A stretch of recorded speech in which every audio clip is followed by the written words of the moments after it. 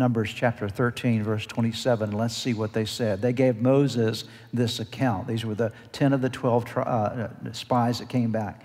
We went into the land to which you sent us, and it does flow with milk and honey. Here is its fruit. So they're acknowledging that this promised land was amazing. It was incredible. In fact, the story says that they had to carry the grapes on shoulders because the grapes were so big and heavy that it was just incredible. They came back and they even acknowledged it's a beautiful place. It's great. It's flowing with milk and honey. There's tremendous fruit there. Now notice the next thing, one of the next things they had to say.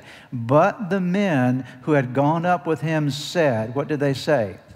What are the first two words? Help me out here. What did they say? We can't. We can't attack those people. They're stronger than we are.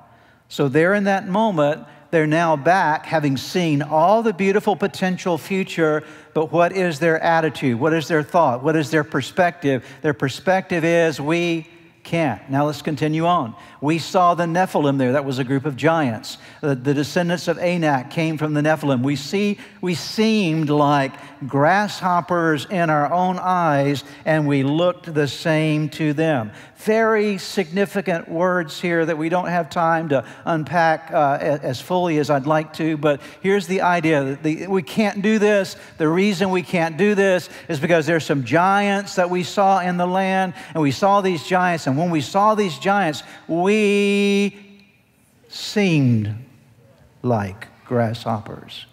It wasn't even necessarily that they were grasshoppers. It was the view that they had. It's something that you might be familiar with from a psychological standpoint. It's called self-image. They were convinced that they were too small, too incapable of handling the giants in the land. So they're about to walk away from a future that God had planned for them. And in fact, God begins, after all this journey and all the promises and all the work that God had put into them, getting into the promised land, they now are saying, we can't do this. Seems like we're grasshoppers. And God, notice what God says in Numbers chapter 14. Look at what happens here. Here's God's final judgment to them. He says, not one of them will ever see the land I promised on oath to their ancestors. No one who has treated me with contempt will ever see it. So because of their perspective, please everyone listen, all of us tonight, listen closely. Because of their perspective, they missed their promised future.